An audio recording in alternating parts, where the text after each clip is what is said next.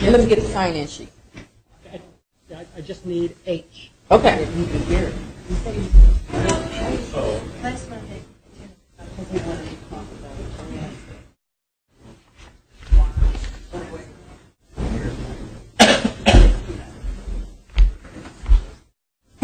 You walked right past us.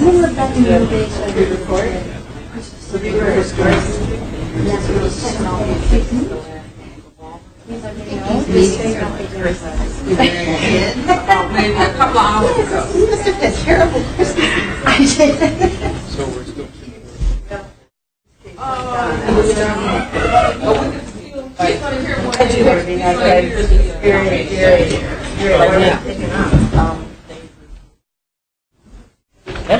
Oh, yes, we're good. Ladies and gentlemen, good afternoon. This meeting of the Preservation Board is now in order.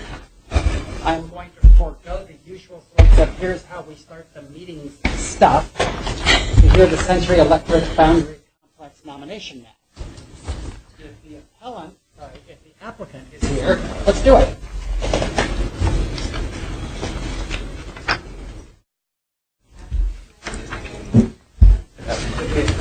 Tell us what you want us to do.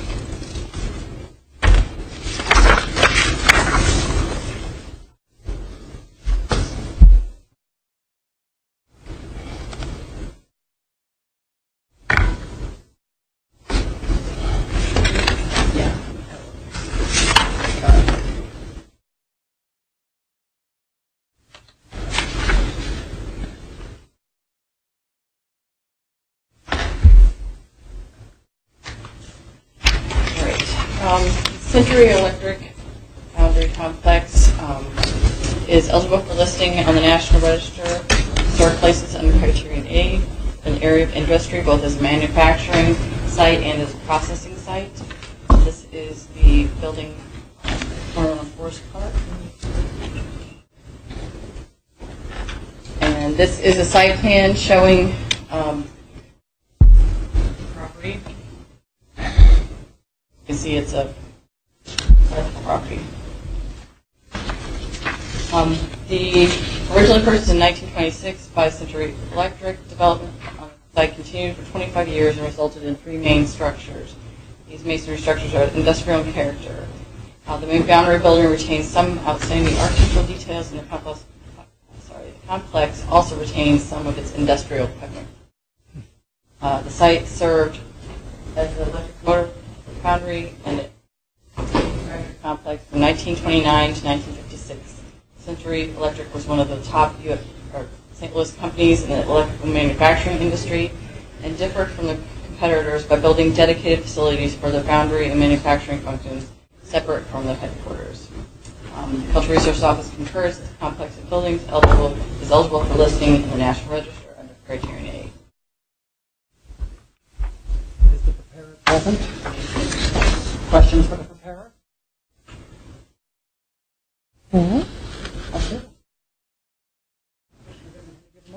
Yes, I'd like to move that the board direct staff to prepare a report for the State Historic Preservation Office that the complex of buildings meets the requirements for National Register Criterion A. Is there a second? Okay. Chapman seconds it. Is there any discussion? Hearing none.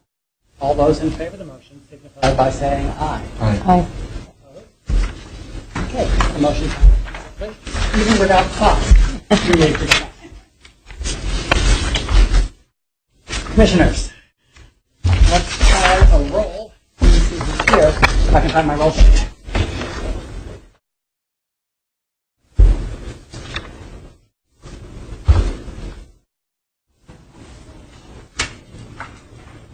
Okay, I'll make up a roll. Well, we have it right here. It's not going to be that hard. Commissioner Fassman, are you here? I'm here. Commissioner Visentator, are you here? Yes, I am. Are there any commissioners I've overlooked? Apparently not. I am also present. We're going to cover the minutes, but let's take a look at the agenda. We have just completed agenda item H. Agenda items A and B listed on this agenda have been deferred. The order then is B, C, E, F, G. Any changes you want to that? Staff, any changes to make to this agenda? Okay. And without objection, then let's adopt it as our agenda and call agenda item B, 4161 Castleman. You want me up there or here? Hang on one second. Let's let the staff tell us what they think we ought to do first.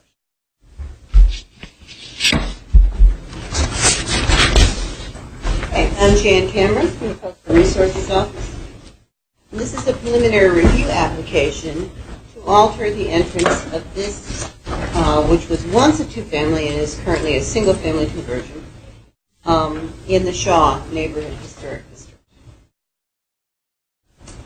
That's its location in the center of the district.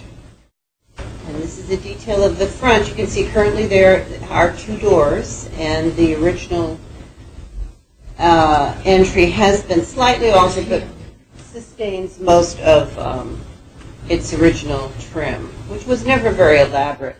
I took a picture. This is actually, the building on the right is actually next door.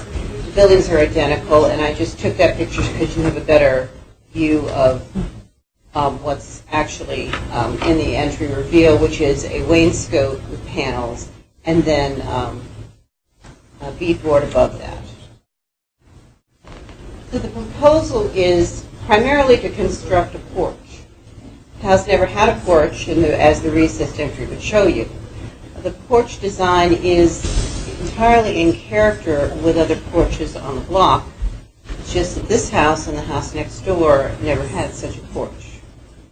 I'm showing you some context. I think you can see the different, most porches, and most houses do have porches of varying types, but they do have porches. So, back.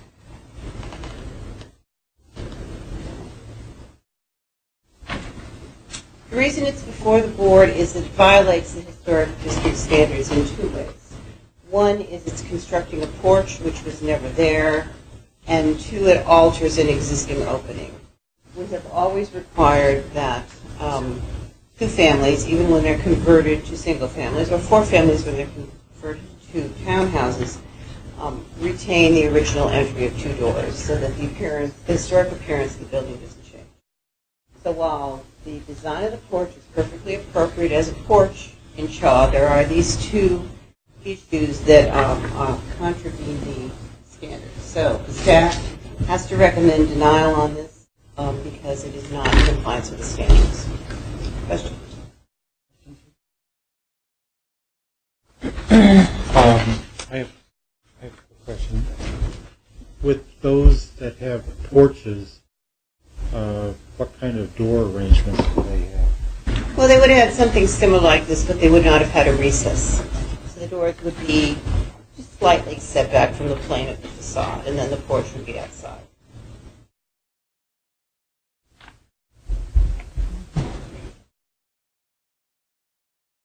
Okay, let's hear from the applicant. Right over here. Good afternoon. Good afternoon. What's your name and address?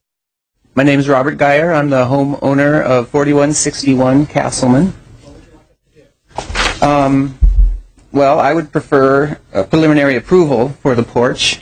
My wife and I have been there 2.5 years. We moved from West County to the Shaw area. We've been block captains for 2 of those years. The house, as mentioned, was a gut rehab about 10 years ago from a two-family into a single-family residence. And we've improved the property with landscaping, basically, and a carport in the back. But we're wanting to improve it a little more with a porch in the front. As these hot days have shown us, it's common and desirable to be out on your front porch in the St. Louis area, meeting your neighbors and creating community. We'd love to do that. It's a little too hot in the sun, so the porch would give us room for probably 2 seats to sit out front.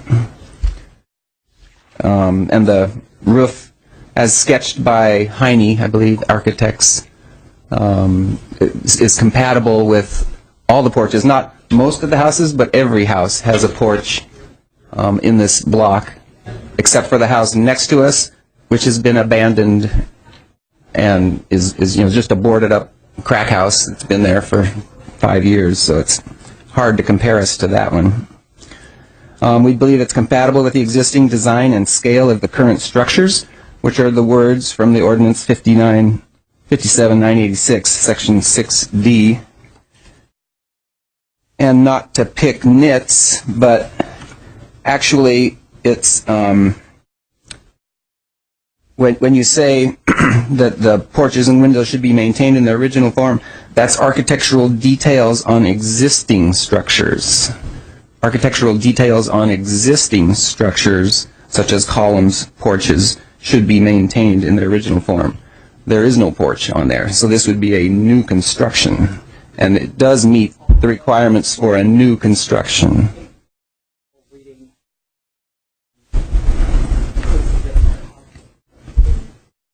Could be what? A reasonable reading could be that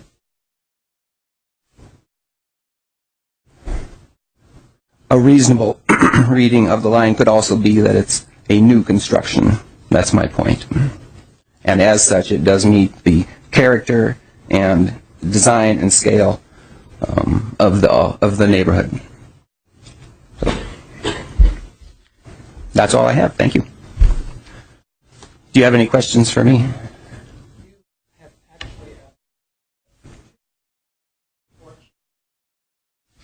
Correct. It made sense to bring the door up front in talking with the architecture, just because it would get too far recessed with a porch on there. So that's how he sketched it, and that was a preferable preliminary design. If that's a hard point for the board, we could leave the doors, which are existing structures, as is, and just put the porch on.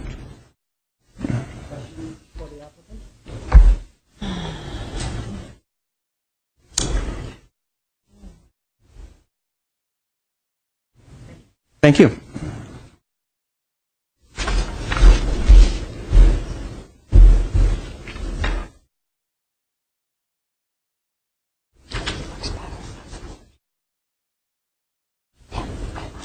you have a motion or two to make, Commissioner Bissonham? Yes, I'd like to move that the board give preliminary approval to the proposed porch, but hold staff's denial of the door proposal as proposed. Is that clear enough? Do we have a second? Okay, Commissioner Passman, second. Okay, that motion clear to you? Let me see. Your motion is to provide preliminary approval to the porch, but not the entry reconfiguration. The entry door reconfiguration. You might ask staff too if that's clear to staff. I'm not sure. Yep. Okay, discussion? I think personally the building looks a lot better with the porch than, and since there are a preponderance of porches on that block already that are historical in nature, I think it's appropriate in my opinion. Melanie? Well, I also like the new door configuration. It looks very much like a lot of the houses, with the side window on the other one. So I don't know. I guess Cultural Resources could take care of that, or the office, and them to decide. We did hear testimony from the give us that. Right, I know. But I like the new I one. found that to be persuasive. We can make them a little bit happy. Yeah, right. Okay. Okay, there's a motion on the floor. It's been made and seconded. All those in favor of the motion signify by saying aye. Aye. Opposed?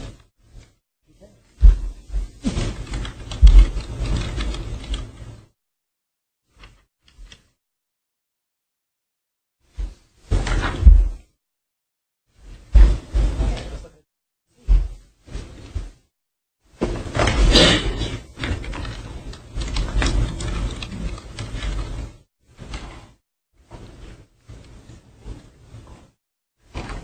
another preliminary review application.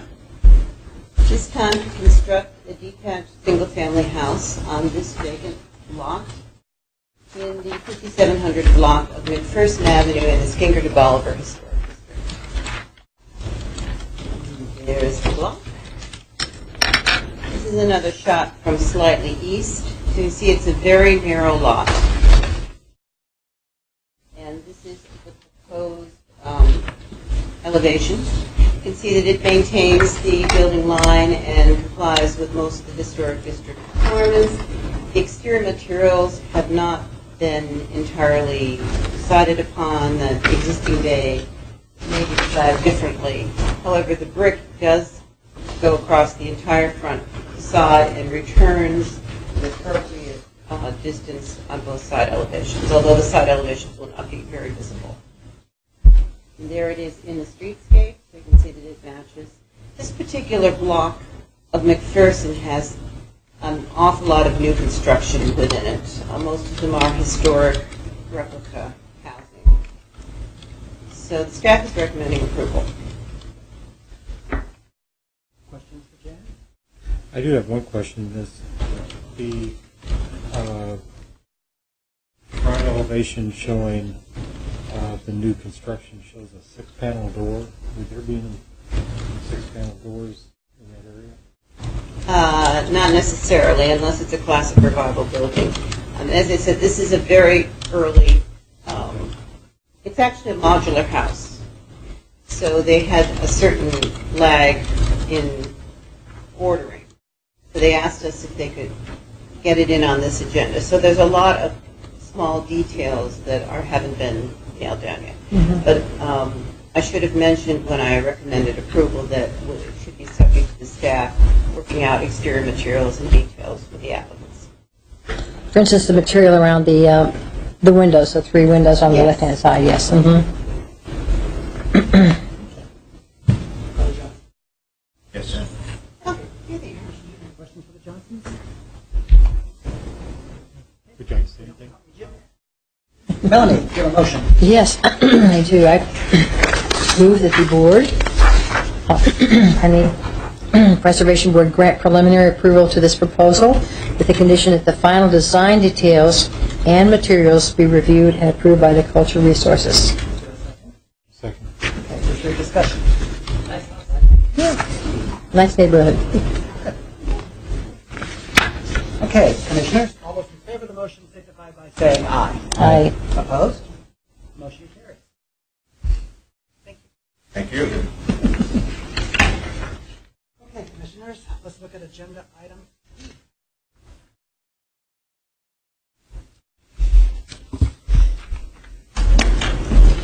This is an interesting project. This is a proposal for 3 new buildings, infill buildings, to be constructed in the 3300 block of Lemp, which is in the Benton Park Historic District. It's also a project that's being funded by the Community Development Administration. So our office is also reviewing these plans under Section 106 of the National Historic Preservation Act. And this is the site. It's quite substantial. And this is what's known as the Workers' Cottage, which was the subject of some interest several years ago when it was posited that it was a site on the Underground Railroad. And I'm not sure that was ever confirmed. But in any case, it's a very old house. It has been mostly reconstructed, however, in the same form and the same details, but reconstructed. And that is going to be the centerpiece. You can see it's really a one-room house.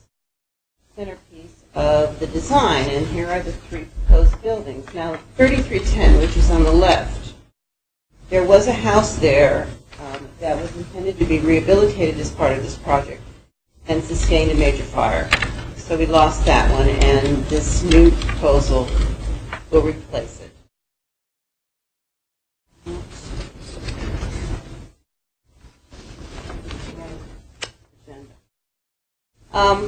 I apologize, I don't seem to have the right plans. I think that we've loaded the wrong PowerPoint up. You can give us a few minutes and we can correct that.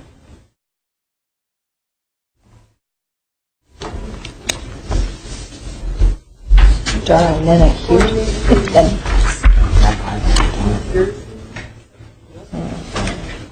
Not the right one, it doesn't have my drawings in it. So, I apologize. If you maybe would like to.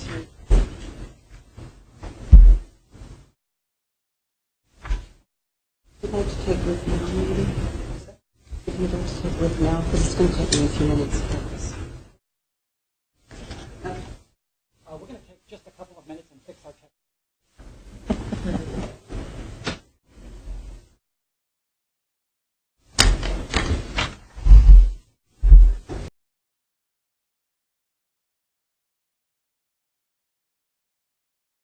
Wow, the things I've ever seen about that sheet, you know. Mr. Chairman?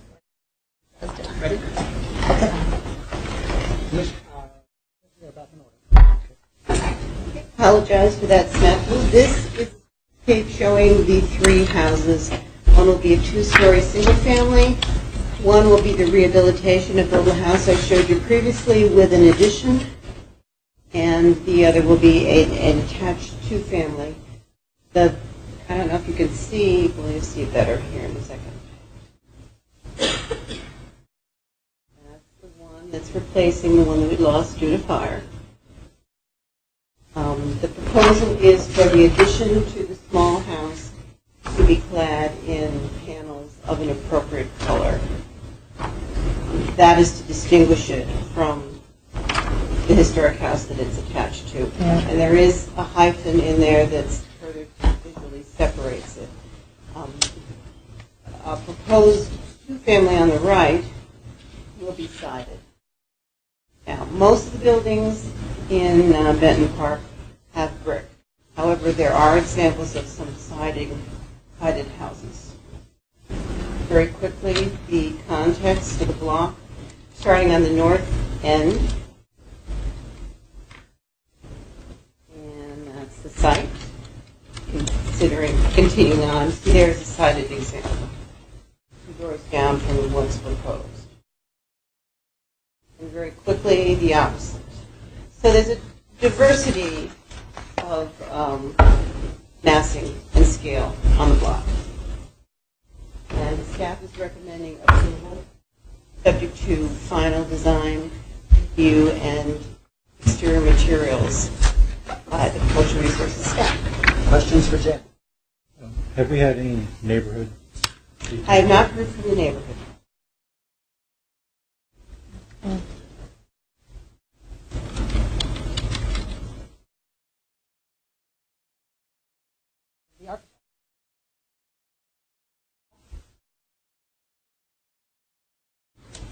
Hi, Curtis Byrne, architect. 570 Baxter Forest Ridge, Chesterfield. Jen did not tell us. No, we have we've been working on this for quite some time, and we have met with the Benton Park Housing Commission, and this is actually the third version. We've reduced the number of units. We've listened to their concerns about not being too tall. That was one of they wanted us to bring the scale down. So they seem to be happy with what we are proposing now, with, as long as we get the details, right. So the addition's going to be a single family, and so the workers' cottage will become the living room, and then there's an L-shaped addition that goes around it with 3 bedrooms. And minimal linkage, really, to kind of serve the one room, and then also in between that and the house, we're going to have an outside courtyard. Because it's fairly narrow lot, and you're eating up a lot of the back room, this will give them kind of a outdoor, dining area, living area. Yeah.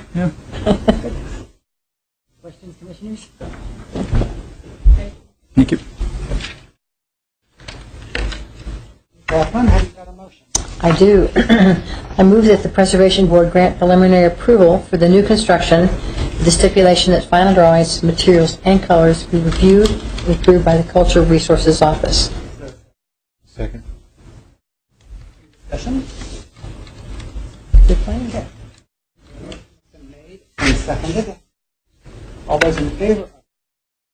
Say aye. I am. Opposed? Go away. I saw Commissioner Robinson here a minute. And Commissioner Richardson is on his way. Okay, so we're going to take another break and try to get the commissioners who are out there in here. I'm excited. Uh-oh. Uh-oh. Thank you for this giant exhibit. It was. This gives us a moment to review it, doesn't it? It does. Oh, my goodness. How many trees do we cut down? We've got a minute we gave it so on the way. Okay. Yeah, that's. Very well organized. You're the one. These are all photographs. The one.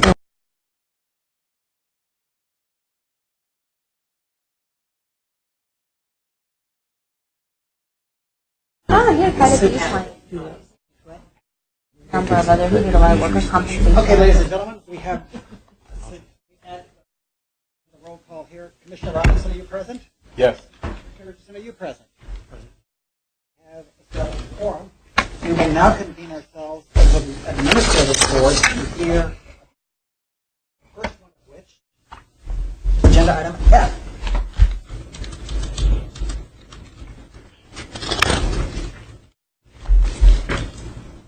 Is 2019 with Nell.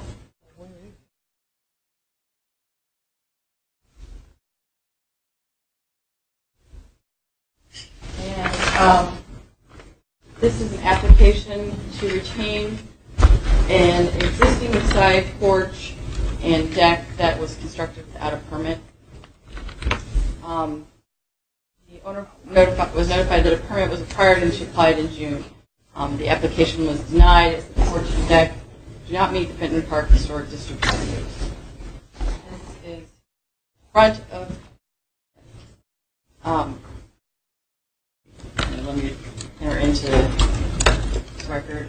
Another building ordinance 64689 as amended by 69. And Benton Park Historic District Ordinance 67175, as well as the PowerPoint and the agenda. This is the property, the porch is located right here. This is just a site plan, kind of in the middle of the block on the canal. This is a view of what was constructed. The upper portion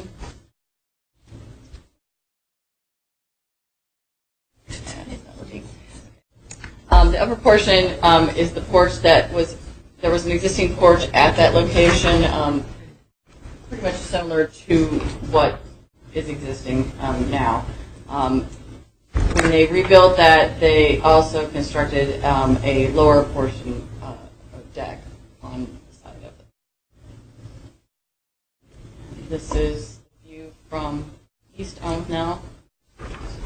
As you can see, the deck is not very visible, although under the Benton Park Historic District standards, the fence isn't really considered permanent. This is just some context on the street. Okay,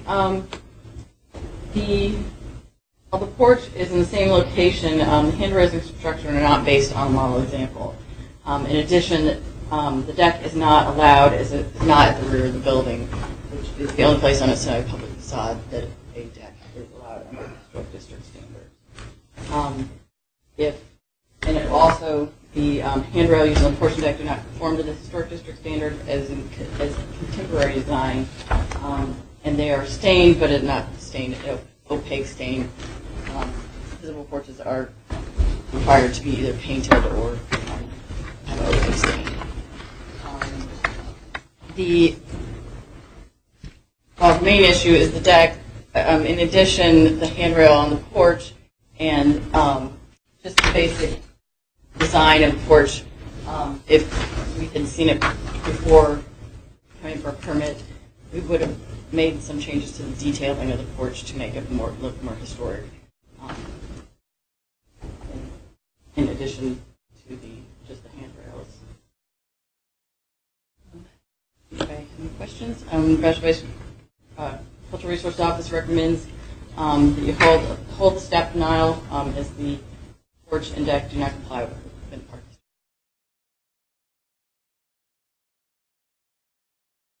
Yes.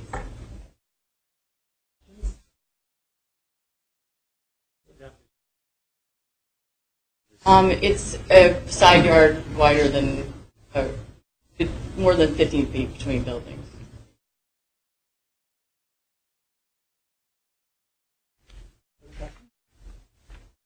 Okay, from the appellant. My name is Jennifer Hugel. I live at 2019 Withnell Avenue. Did you bring anybody with you? I brought 3 individuals with me. 2 are residents of Fox Park, and 1 is a resident of Benton Park, former board member. Feel free to arrange your testimony in any order that you want. Okay, Is your testimony going to be the truth? it is. Where can we find 2019 Withnell Avenue.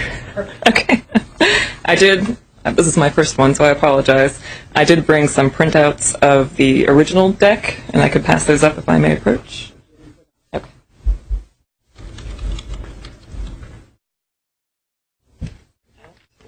You can.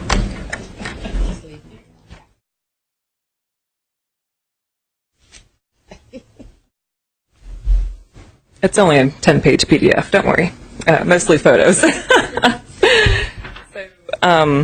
I originally purchased my house in 2009. 2010, I had to move overseas and then off to Virginia, and I only came back to my house in April of this year when the deck was falling apart. I am completely in the wrong by not first approaching the cultural board. Very hard lesson learned. The deck was built. I then found out that I had to apply for a permit following a city inspection.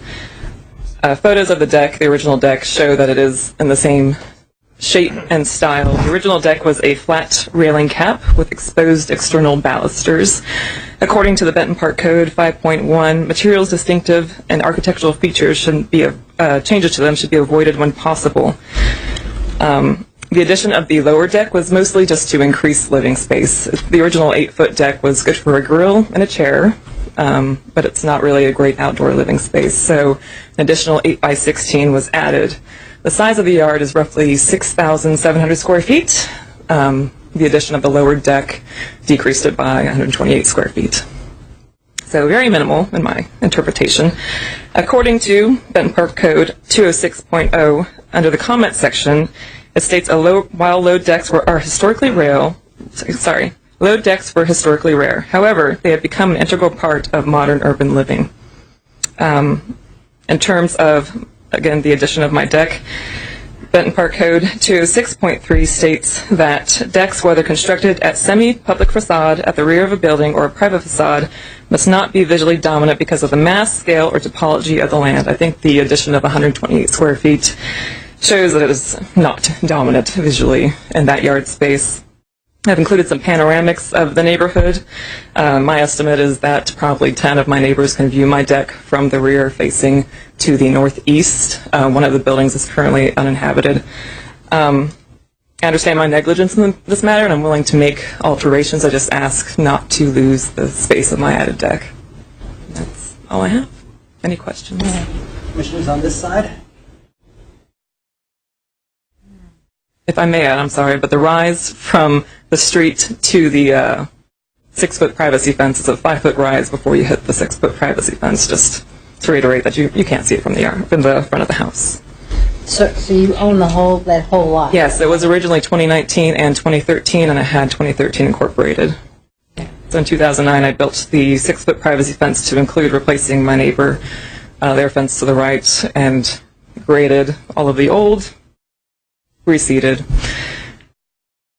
For garden. I am. Once we get through this.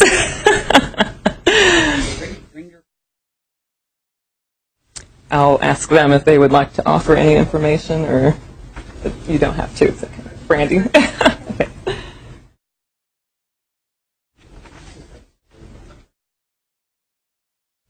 My name is Brandy Zahner. I'm a Benton Park resident.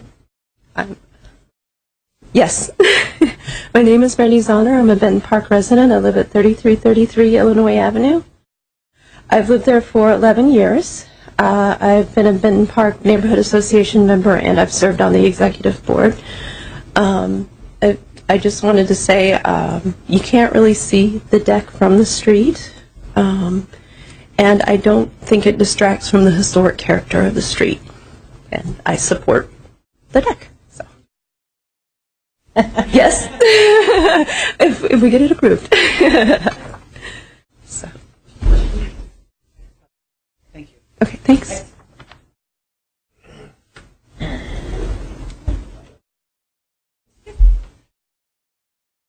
Commissioner Richardson?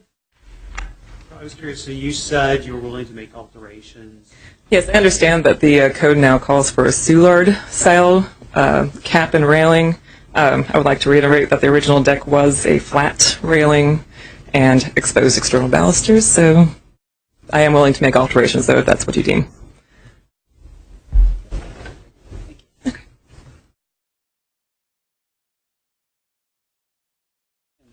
Commissioner Richardson, do you have a motion?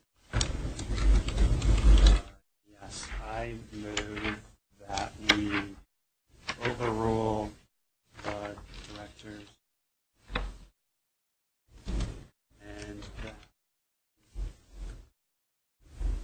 approve the deck as constructed. Requirement that the railings changed and balustrade be changed to conform prior to Is there a second? Second. Commissioner Patton, second. I think she has seconded it.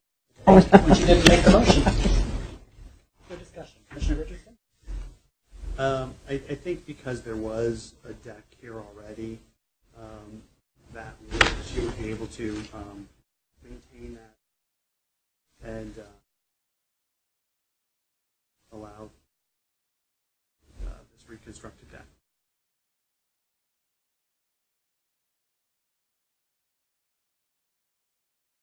A motion made and seconded. Call a roll. On the motion before us, Commissioner Patton, do you vote yes or no? Yes. Commissioner Robinson, do you vote yes or no? No. Commissioner Richardson? Yes.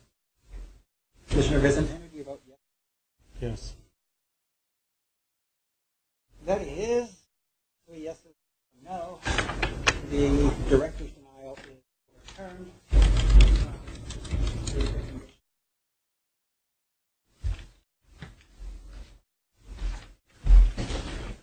Okay, let's do agenda item G.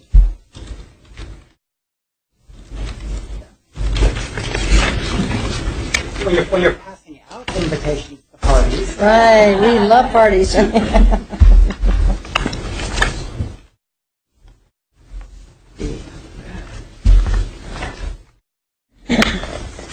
I would like to say that I am Jane Cameron of the Cultural Resources Office, and I promise to tell the truth. This is an application for demolition for the two-story portion of the buildings that you see on your screen. And prior to that, I would like to introduce into the record Ordinance 64689, our enabling legislation as modified by 64925. Also Ordinance 64832, which is the Preservation Review District Ordinance, PowerPoint, and our agenda. This property is located in a Preservation Review District. It is not in the National Register District. But it is surrounded by National Register districts. And it is also near, very near, the intersection of Gravois, Chippewa, Broadway, Chippewa, excuse me. And those of you that are familiar with that little area know that it is a little small town, square kind of feel to it. So that the buildings in it are very critical, even though they haven't as yet been designated, at least half of them haven't been. This is the property from the back. It's had some alterations quite a long time ago to the rear wall. This is the southern wall, which is of soft brick. Building dates probably to the mid-19th century. About 1920, it had a new front placed on it in artisan craft style. This particular side elevation has been painted, and the worst thing that one can do to soft brick of mid-19th century is to paint it and therefore trap moisture in the walls. So, in my visual inspection, there is a number of individual bricks that have deteriorated. Oh, and the other point is that there is a crack going up.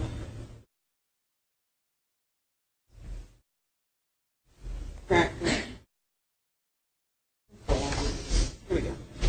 going up. This is actually the new facade that was put on, circa 1920. So I don't know if you can see it, but there is a structural crack, so there is some separation and movement going on there. Back. What you see here is some exposed rafters, and this area has been reconstructed in cement block. But however, the building is a very important part of the streetscape, and you can note that at about the same time they put the front on, they constructed this property, matches it architecturally, with material and details. That one is not being proposed at this point for demolition, although I have no idea what kind of wall structure there is there. Another close-up of the canopy. Okay, and this is context.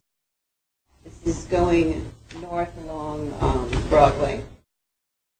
And this is the opposite. Now this is actually in the Marineville Neighborhood Historic District. So these properties are listed on the National Register.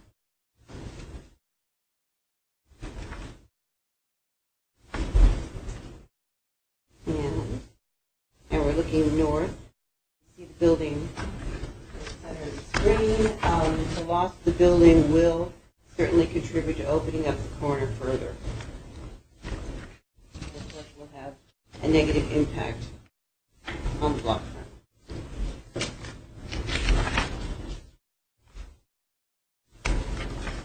This building is considered to be a contributing building under the definition of the ordinance.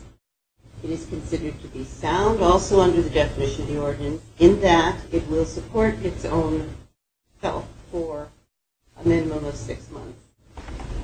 We have received very recently an engineer's report, which I believe that the applicant's representative will discuss further. During that report, it did not seem to the staff who has seen many of those reports over the years that there was substantial evidence that the building could not be preserved, that it needed an enormous amount of tuck pointing because it's been neglected over the years. The neighborhood effect and reuse potential is reasonable. The reuse potential is reasonable given the context of a little unique little village at this location, many of which have stores that are viable. And of course, the loss of the building will have a very negative effect. Given all that, the staff is recommending that the demolition be denied. I also have to submit into the record 3 letters in support of the staff's recommendation. One from Stephen Jelly and Pamela Walker, and I hope sorry, I'm not pronouncing your names properly, from the Marine Villa Association. You have copies of these in front of you, but I'm submitting them into the record. Another from the Chippewa Broadway Business Association, also against the demolition. And also from Michael Allen, that many of you know, apparently lives in the area, strongly opposing its demolition.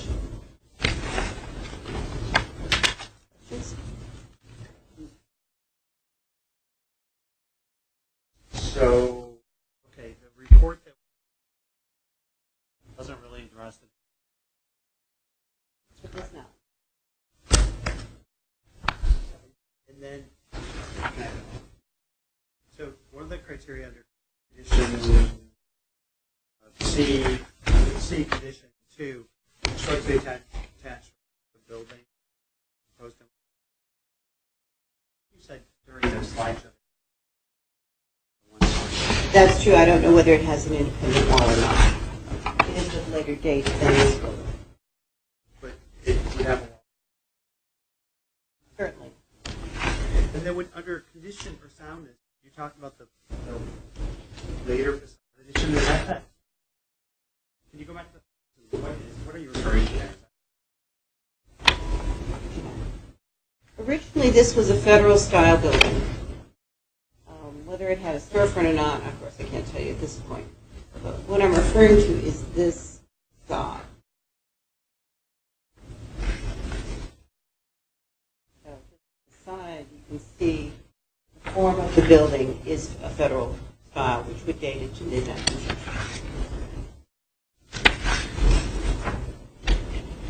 Anybody questions on this end? Thank you. Okay, who's the appellant?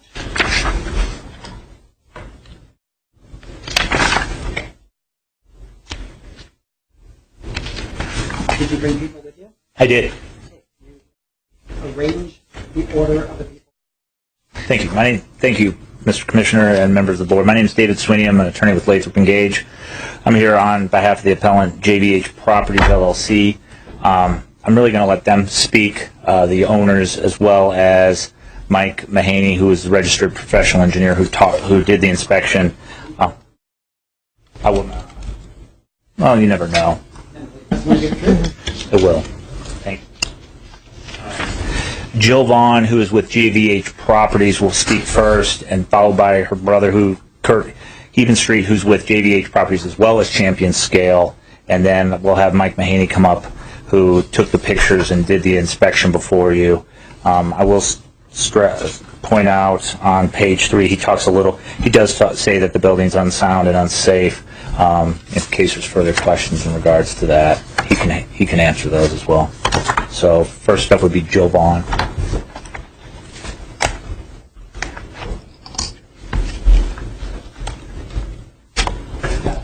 Good afternoon. My name is Jill Vaughn, representing JVH Properties. You can find me at 3518 Scenic, begins with an S, Scenic Circle Drive. Yes, it is. Okay. I'm representing 3857 South Broadway. My family owns that property as well as some other properties in the St. Louis area.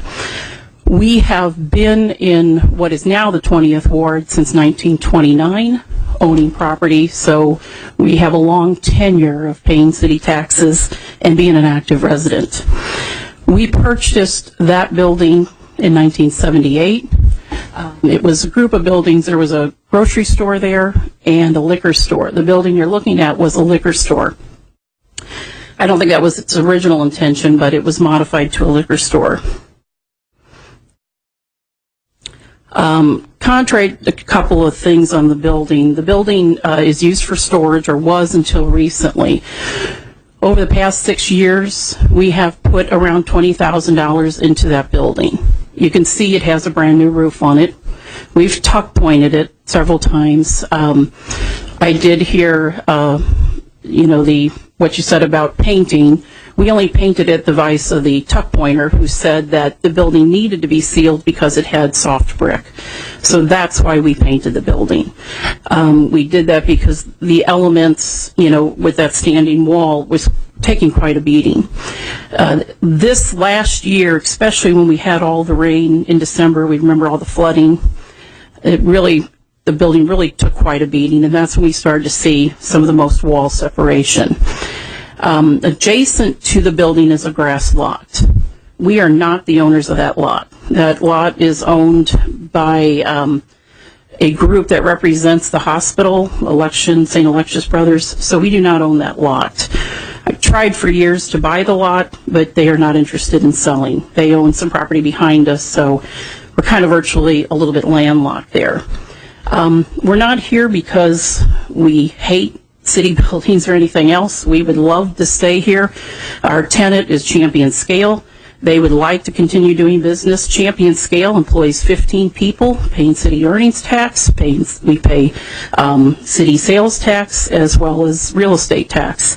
So we're not trying to leave. Why we're here is in the matter of public safety. The building is too dangerous. My brother, who is here, was doing some of the work on the building and fell through, hurt himself, and that was pretty much the end of it, when you can no longer perform the work without getting hurt. So that's when we approached the city. The inspector condemned the building. The inspector said it will not stand for 6 months. I realize that this committee has been offered other testimony that it will, but the City of St. Louis business inspector said it will not stand for 6 months. Our concern is that it's going to fall and it's going to hurt somebody. Because it's two-story, it would probably fall out onto the street. Can we fix it? We do not believe we can economically. The building wall was part of another structure. And so, probably the demolition was not done in a way that would preserve it to the best ability.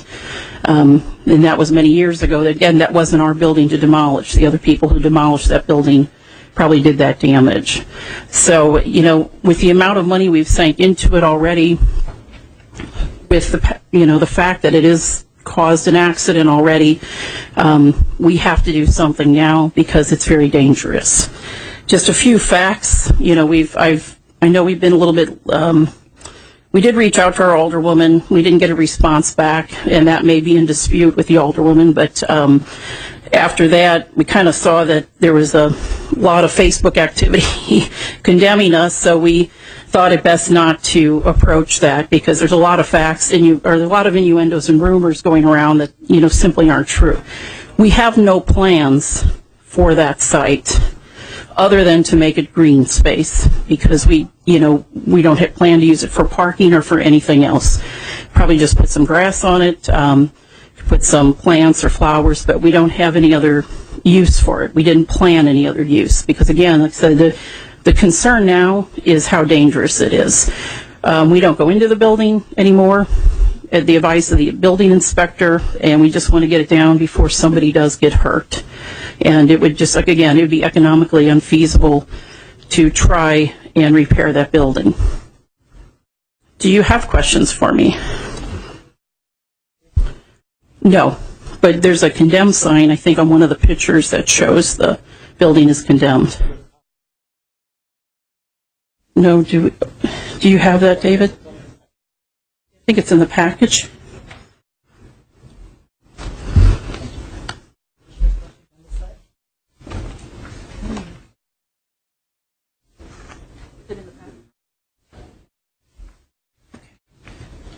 It's in your package, titled Notice of Condemnation.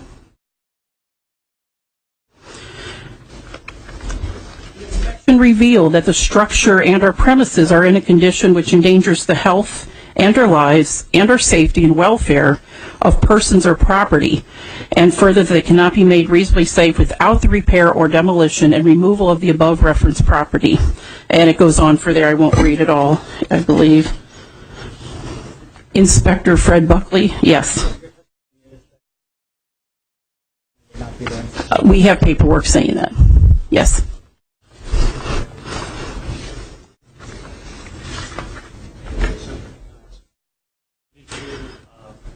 Notice says, repaired.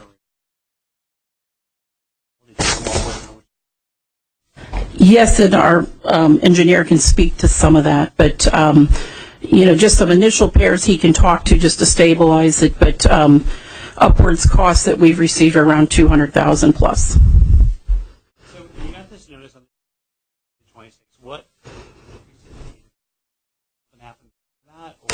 his fault, you know, oh, you mean when we got the notice? We applied for the demolition permit. The notice of condemnation was a result. Correct. Yeah, we went to the city and told them we think, you know, we talked to the contractor, then we talked to the demolition contractor, and he told us to go talk to the city, so.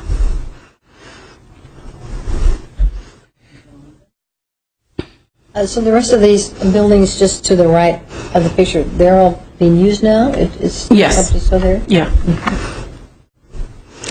Our tenant is active in the buildings, are using it for storage. But we do not use this building anymore because it's too dangerous, and you can't, you know, put anybody's lives at risk.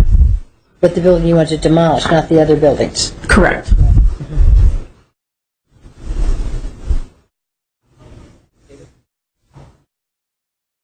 Do you want to?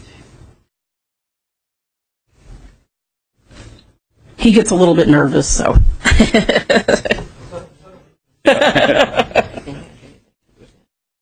I'm Kurt Havenstrait, Vice President of Champion Scale, as well as a third-generation owner.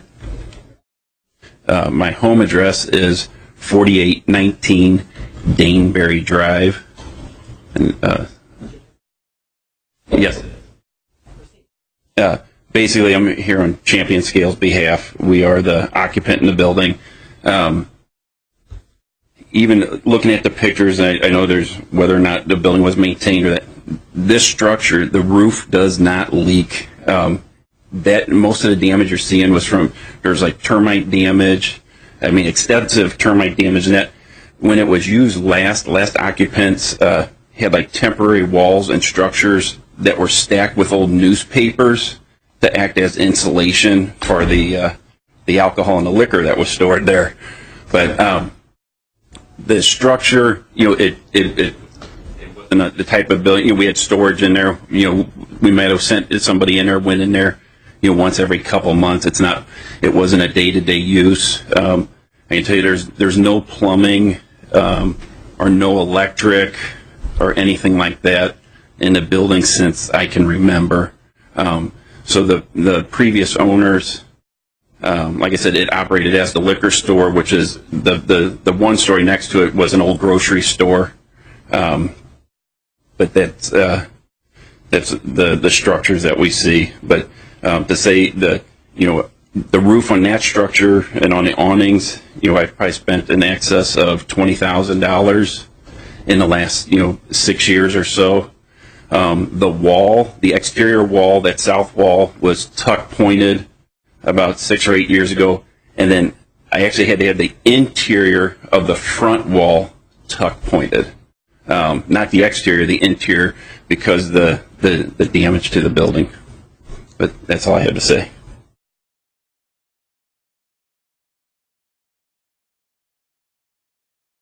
I'm confused. So are you the tenant or are you the owner?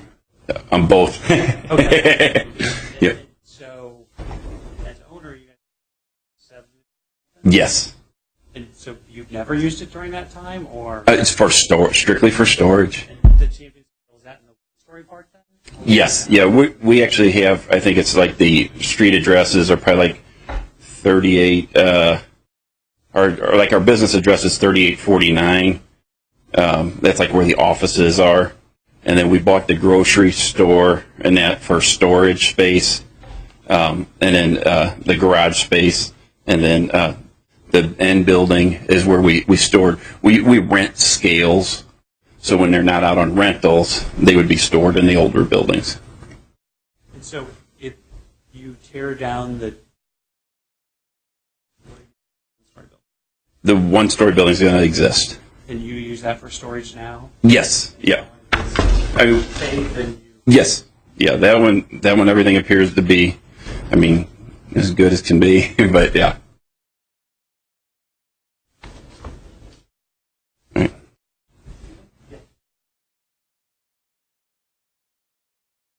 You want this? My name is Mike Mahaney. I've been a registered professional engineer in the state of Missouri since 1973.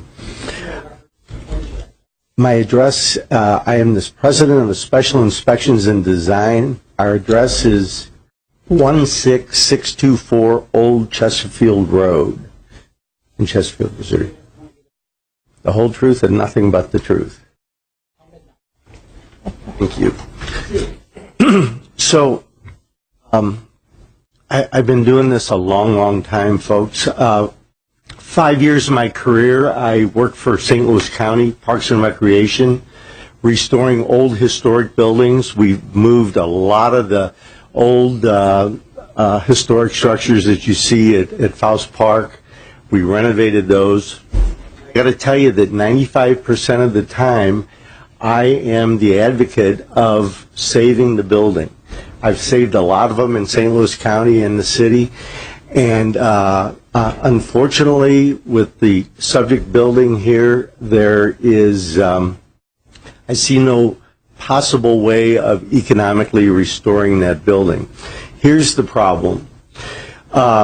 Masonry structures, the mortar that binds them together 100 years ago wasn't very good. Didn't have the cement that we have today in the mortars. And so we don't have the adhesion. After about 40 years, 30 to 40 years, you can tuck point the outside face of the building, the part that gets all the weathering, but unfortunately the core of the mortar will turn to dust. After about 30 or 40 years, it literally turns to dust. And the only thing holding those buildings together is a good layer of mortar on the inside and a good layer of mortar on the outside to contain that powder, because that powder just wants to move out of that joint. So we have, number one problem is we can't handle the gravity loads. You see that as a tall, narrow structure. And don't be fooled by the facade. It's got a very beautiful facade on it. But a building is, this building is, the structure is way beyond the facade. There are 3 walls that, in my opinion, are in imminent danger of collapse. And I don't say that loosely. The last building that I was in that was similar to this, that made me want to leave abruptly, was the old Schweitzer Licorice building down near the Eads Bridge.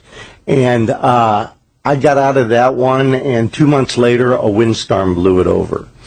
So besides the lack of support for gravity loads, we have the wind loads and the seismic loads that we have to deal with. And that is typically restrained by a good core of either masonry, concrete, or wood.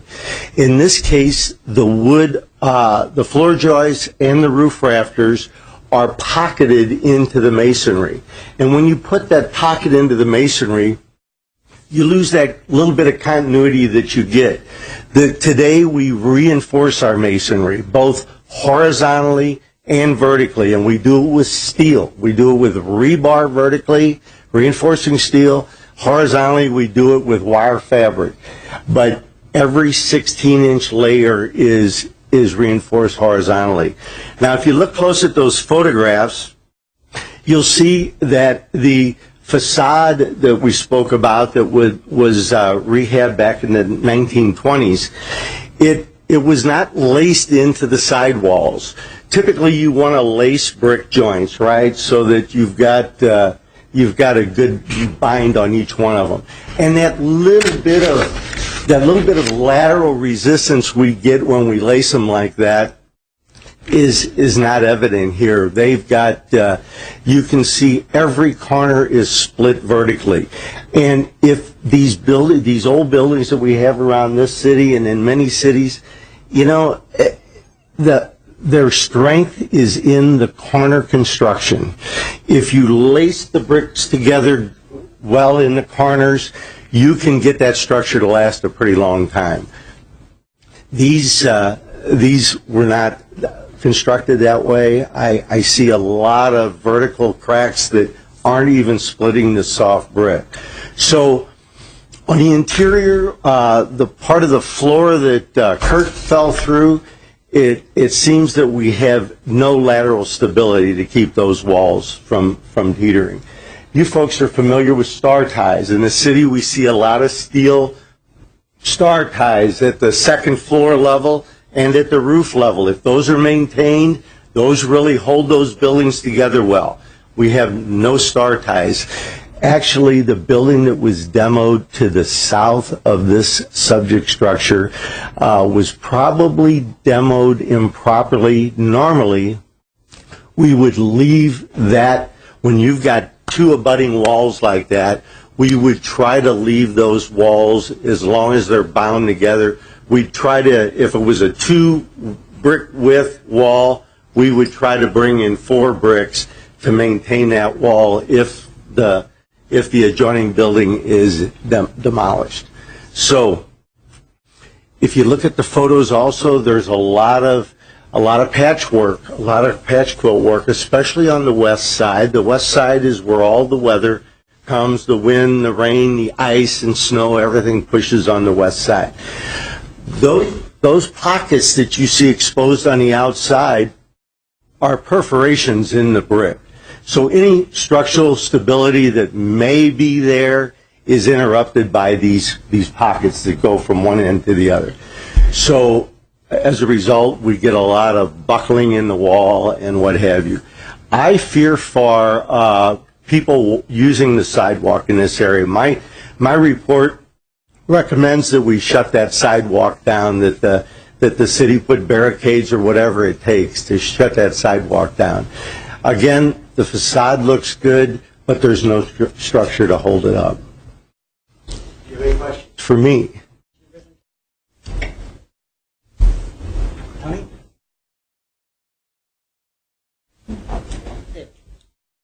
So, your report doesn't. So, our ordinance says sound is visible portions of the exterior walls and roofs appear capable of continuing to support their current loads for 6 months. So, using that definition, what is your? My opinion is that it will not support the dead load of itself for 6 months. You will lose a portion of those walls as a very bare minimum, and in some cases you may lose the entire wall system. And again, I fear for people using the sidewalk. Although you saw that canopy that was constructed out in front of the building. The codes don't allow us to use any kind of architectural items to support structural walls. So I think that maybe that canopy may be helping to hold that wall up right now as we speak. There's just not. Again, you look at the photographs, it looks stable, but when you really pick it apart and look inside and out, there are 3 out of 4 walls that just are not stable. So what caused this problem? Age, construction of the old, what we call unreinforced masonry buildings. The construction was well meant. You know, these guys knew what they were doing when it came to piling bricks up, but unfortunately there's no stability in that kind of a structure. We see structures of this age that are still going strong because they have a steel framework on the inside that the bricks are connected to. So we really depend on the interior skeleton to take care of those wind and seismic loads that are beating on the exterior. So that's my big premise here, is that you don't have an adequate skeleton to hold that structure together. My 135-year-old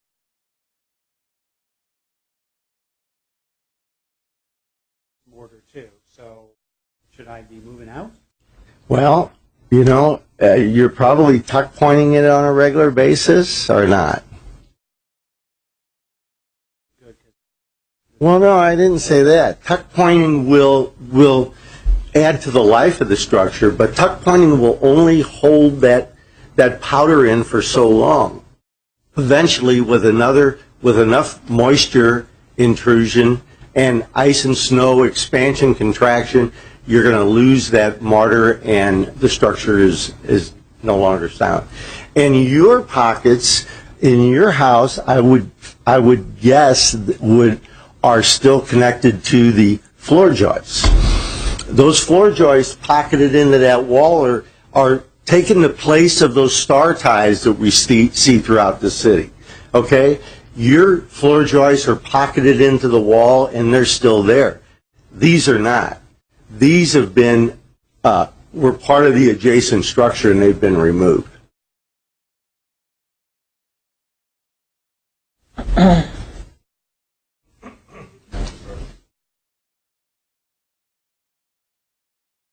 Anybody sitting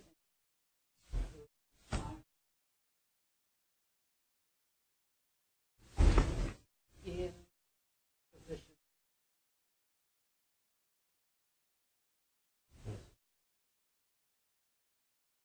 Richard? No. Yeah, this woman is.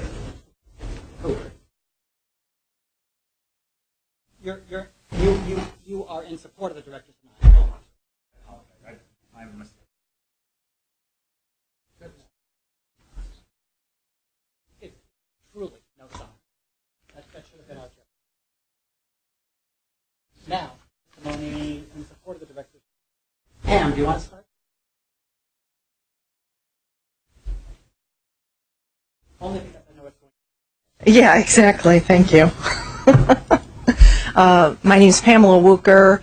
I reside at 2100 Chippewa Street. Yes. I've been a resident since 2007, and I've held various offices within the community. I've started out with the Beautification Committee, chairing that, moved on to be the president of the Neighborhood Association, and currently hold the chair position for the Development Committee for both CBBA and Marineville and Neighborhood Association. I did have some conversations with Champion Scale when we realized that they were wanting to demo the building. Our main position here is that it really undermines everything that we're trying to do in the neighborhood. It is a contributing building to what could potentially be a very thriving commercial district. I understand what the engineer is telling us about the structure of the building. I also believe that there are some creative solutions that should be looked at and reviewed prior to allowing the demolition of a building that is contributing to our neighborhood. So I stand in agreement with the director's denial of the permit and oppose the demolition of the Champion Scale building on South Broadway. Sorry.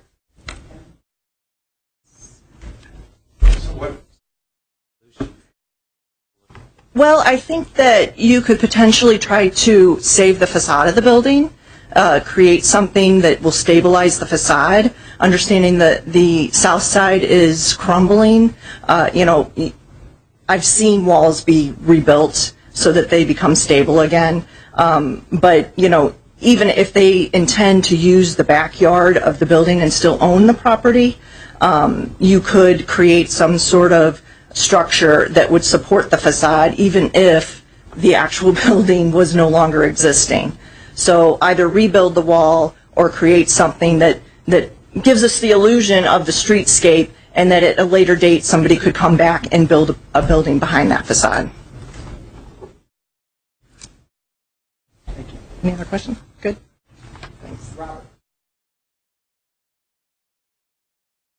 I see more of your name. Triple.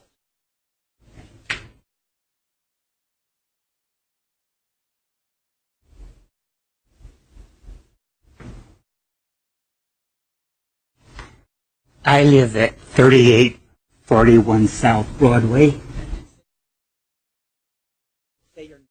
Oh, Robert Gilman. Will you tell the truth?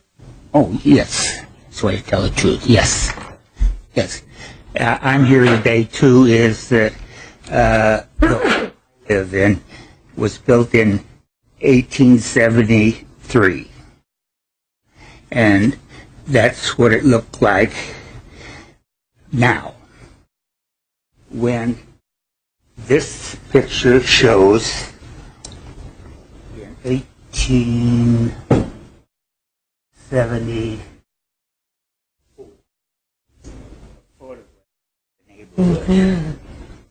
and this is my house right here. Right here.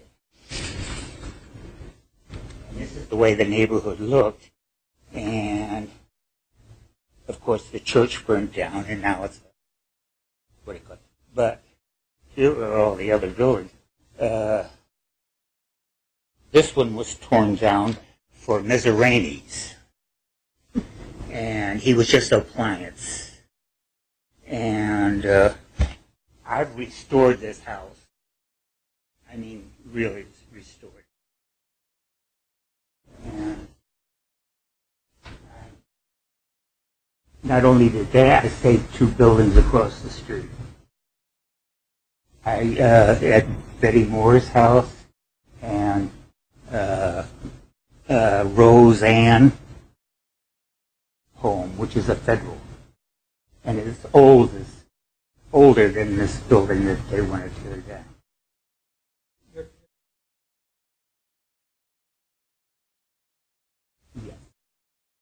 Yes, because the side of the building that was done by Salt Brick, it should have been jesseled over. It should have never been painted or anything. It should have been jesseled over because that's the way they used to build these homes. With soft brick when the other building was buttered up against them. And it was not a liquor store. It belonged to the grocery store. The liquor store was built next to it. That was they tore down.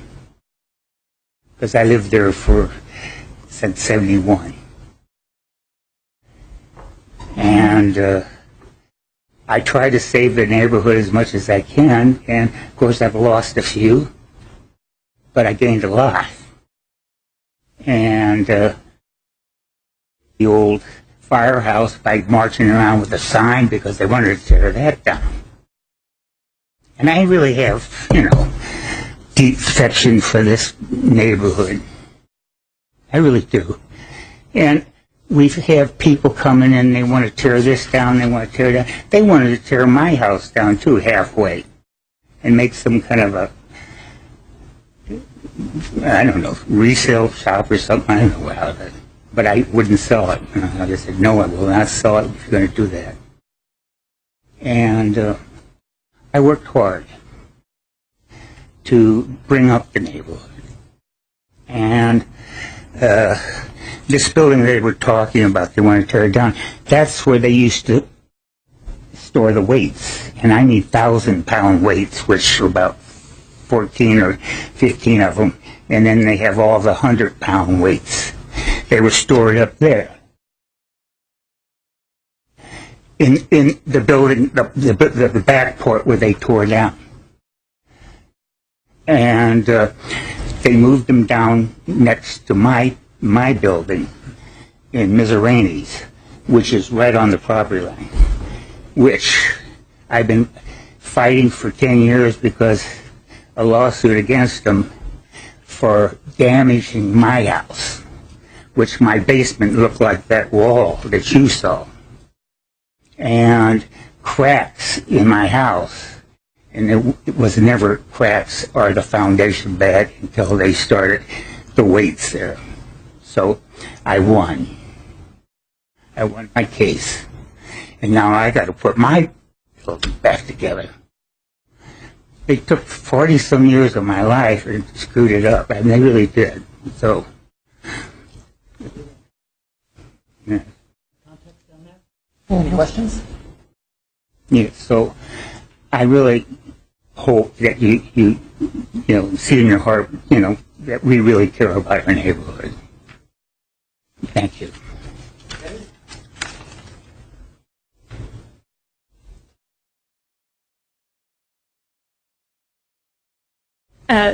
I'm not Betty, but I've just asked Betty if I could switch places with her because due to timing constraints, I'm going to have to leave in just a few minutes.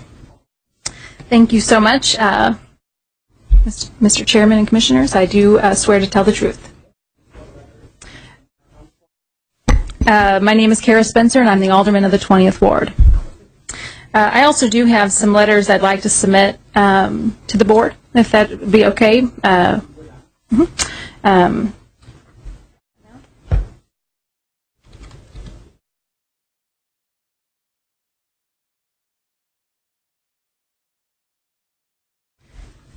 So the first thing I want to say is that this building and its awning is really quite iconic. It's nothing short of really impressionable when you're driving down South Broadway, South Jefferson. This is a very, as mentioned by Jan Cameron, who served as our Director of Cultural Resources while we were looking at this proposal. It really is a very quaint business district, a very active one, some very long-standing businesses in the district, but also one that is shifting and changing and growing. We've seen such a tremendous growth just a couple blocks north of this business district along Cherokee Street. Part of the reason that this business district has been so successful is because of its historic buildings and the commercial corridor that is still largely intact. And we're very lucky to have along here a very intact business commercial corridor. At the very end or the very beginning, depending upon which direction you're coming from, is this very building. And so when you're coming from the south side of South Broadway and you enter the Chippewa Broadway Business District, the first thing you see is this big, beautiful building with its very iconic awning.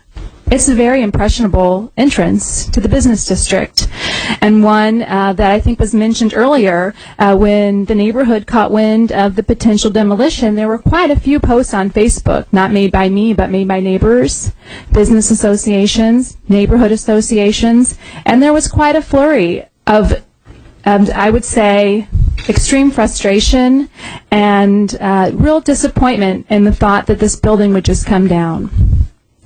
I myself live in a home that was built just a few years before this house was built. It's also made of soft brick. I have no fear that it's going to crumble upon me. I do tuck point it regularly. I do realize that there is maintenance involved in owning a building and shepherding a building that was built almost 150 years ago. So in that, one of the frustrations has been that we haven't seen the report that says that the building is going to come down in 6 months. I did take the opportunity to step outside and call our building inspector and ask if it was his opinion, if he had stated that the building was surely going to come down within 6 months. And he said that he did not remember saying those things. And so with that, it is, to me, questionable that the building would just suddenly fall down. We do unfortunately lose facades in the 20th Ward on a very regular basis. I know in neighborhoods just north of us, Benton Park, for example, buildings missing their facades are very often and regularly rebuilt. So it's my hope that we could do something very similar to this building, which makes such an important and impressionable entrance to our business corridor. With the flurry of Facebook posts, several developers reached out to me and asked if this building could and would be for sale, and they expressed interest in purchasing and rehabbing it, of course, without having seen the inside. But I think to the neighborhood and the community's point that we really haven't we don't feel like we've exhausted or even explored any other options. So with that, we'd like to explore what else could be done and see if there is a way to potentially save the building.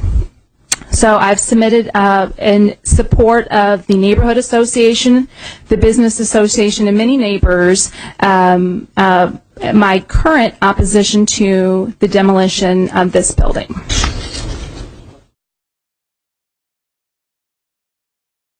Okay, thanks. I want to make sure you have my...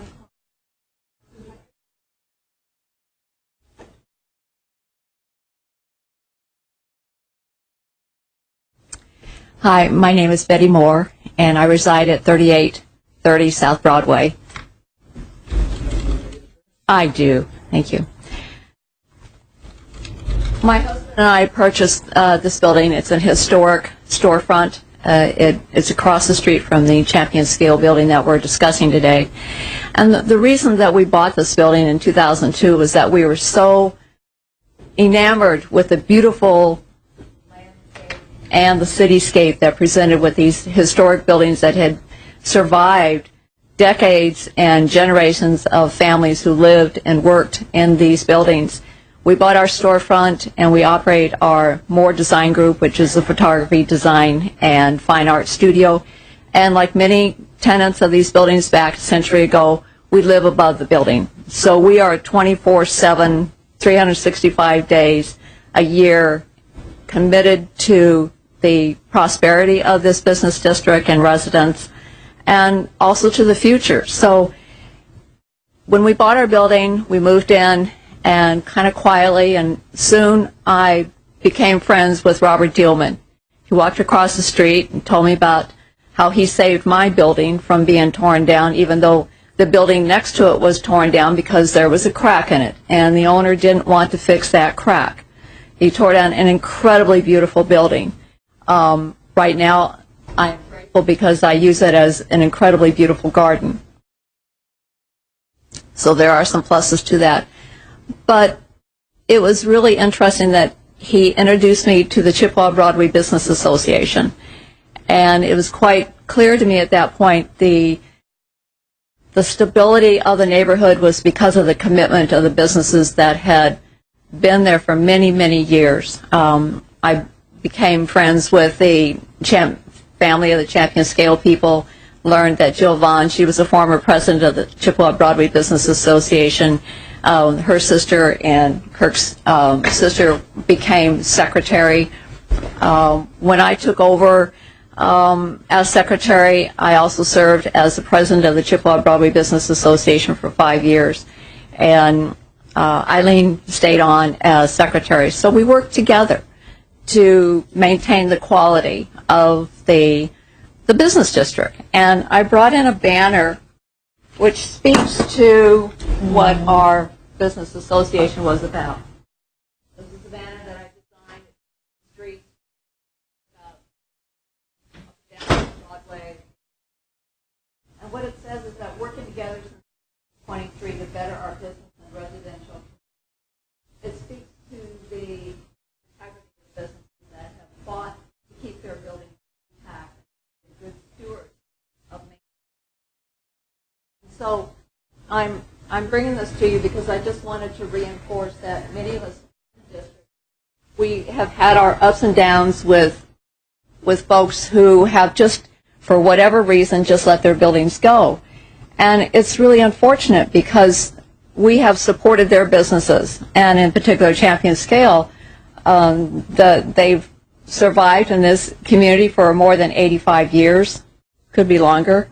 But it just speaks to the integrity that if you maintain a building, it's like a person. You know, it has character. You know, we feel about these buildings, and we are here as stewards to maintain these buildings for future generations. And, you know, it's just like you can break an arm and it can be fixed, okay? There are buildings where the walls have fallen in, and people have come about with a vision and a dream, and they have rebuilt those buildings. And somebody will see that and say, hey, that's really a great community. We like what you're doing. You have a vision. You have the courage to do this. We want to come back to that community. The reason that this whole business district and residents has stayed so strong is because people feel strong about it. We value our buildings. You know, they may be a little grumpy. You know, we get a little grumpy when the weather changes, but they're salvageable. It is possible to rebuild them and maintain the integrity of the business district. This is what I am committed to and what I've invested 24/7, 365 days a year. I live there. After all the other businesses, the owners go home, we're there. You know, we're out in the gardens. I'm out in the median weeding and maintaining it.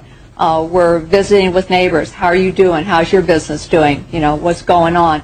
It's a tight-knit community. But for folks who run a business there and live outside of the city, they don't maybe they don't know the vitality. They don't see the spirit. They're not part of that. You know, we're a community. We don't want to see more vacant lots. We don't want to see a lot more weeds. You know, it's unfortunate. I feel for the situation that they're in, but other people have been in worse situations, and we have survived. You know. Thank you. Are there any questions? Thank you. Yeah.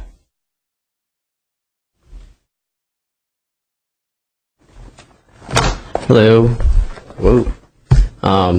You want my address? I'm Jeff Vines, 6305 Southwood, and business owner at 3159 Cherokee. I am, true. What I think is true. Yes, definitely true. We're sure on that. Yes, everything I say is the truth from my heart. Here we are again, you know, hoping to persuade the board to not allow demolition of a structure that's been there for over 140 years to be replaced with, once again, a grassy lot, okay? We as a city deserve better than that. Every time we lose a building like this, which may be, you know, to us, because we're spoiled, may be considered ordinary or unremarkable or apparently dispensable, every time we chip away at our urban fabric, we take one step closer to becoming Indianapolis, okay? And really, our built environment is all we have over any place else. It's what distinguishes us. It's what makes people from other places fall in love with St. Louis, and we all know that because we all live here too. And so, you know, as others have said, this building greatly contributes to the character. I've seen buildings in Old North and all around the city that were literally down to 3 bare walls that had been rebuilt. So to say that this is too far gone, come on, we all know, you know, we wouldn't have a city left if every condemned building was unsalvageable. And we have developers in the room who can attest to that as well. So I'm just asking you to, you know, we should have respect for our city, and we should demand better. And if the building has to come down, it should be replaced with something of equal value that will be around for another 141 years, at least. Thanks.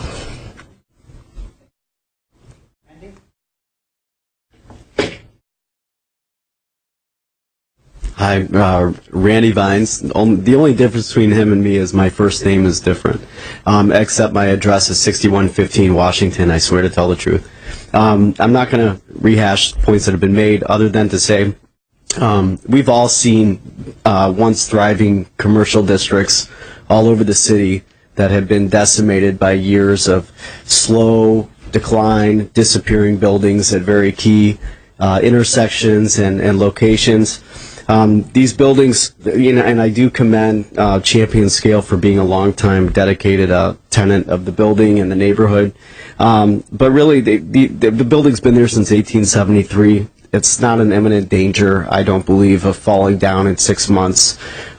These are well-built buildings. The buildings that go up now, residential and commercial buildings that go up now in the suburbs, are not made with the same craftsmanship and artisanship as this building was.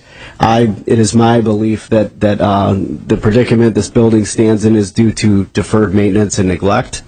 And I do believe there are many alternatives and many examples of buildings that have been in far worse condition being preserved and now are once again contributing resources to the neighborhood. And let's be real, you know, once this building goes, that sets a precedent.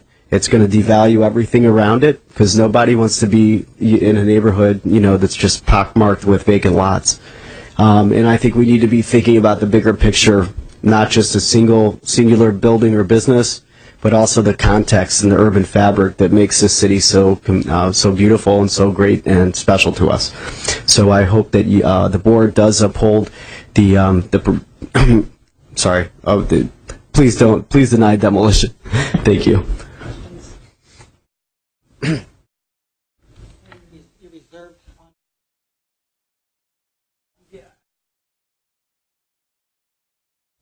Reiterate, this isn't just some business coming in and wanting to tear this down. Obviously, they've been here since the 20s, through the thick and the thin, and have been active members in the community. And they value the neighborhood and what they've done there. I think that's shown through. Also, I don't stand up here and claim to be an engineer. We had one person that was an engineer, and he spoke and swore to his testimony. So I think that's the key to this.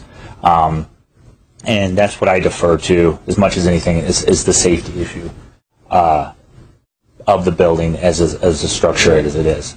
And that's all I have. Oh, may Jill go? Or it's not. Okay. Thank you all.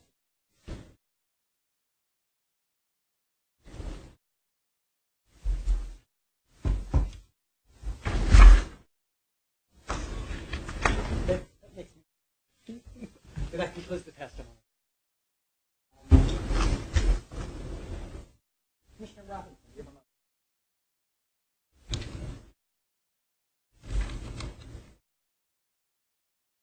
Thank Commissioner. Thank you, Commissioner.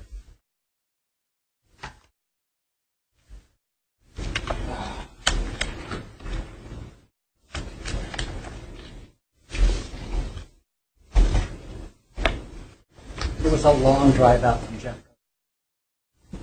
It was.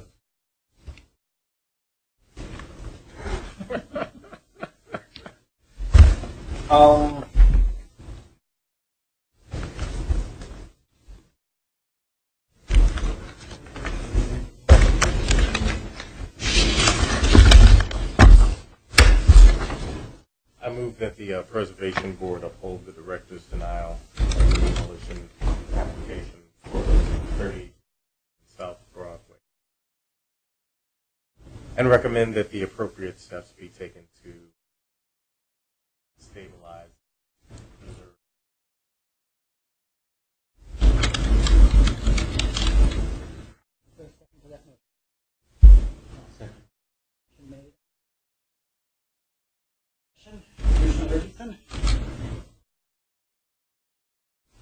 I think, we do have an engineer saying the building goes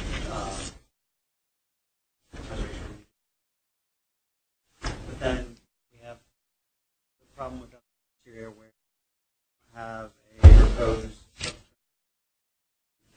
going to be on the neighboring. We don't have any evidence of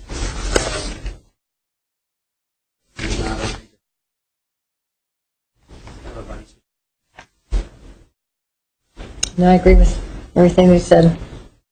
There There are some serious issues, I think, with the condition of the building, but I think there needs to be some looks at alternatives to demolition at this point. Robinson, to close on your motion. Yeah, as Commissioner Container stated, I can clearly see that some serious structural issues with the and I'm in agreement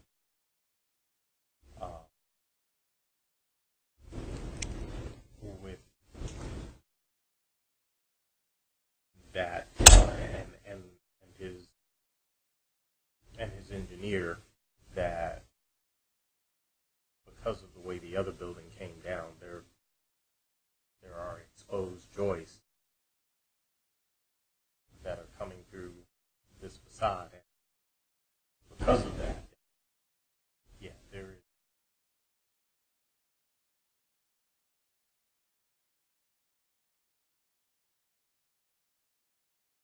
It has done some pretty detrimental damage.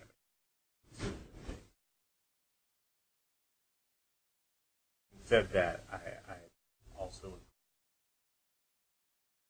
Richard that there are other things that beyond that. None of that criteria.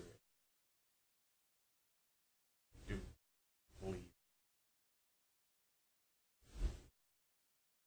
need of serious structural work. And I don't think that is all due to neglect. Clear that the building next to it has exposed structure. So there's more to it than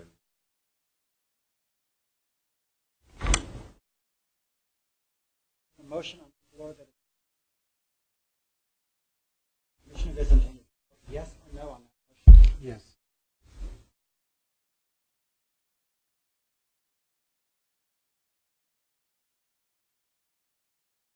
Yes. Yes or no on that? Yes.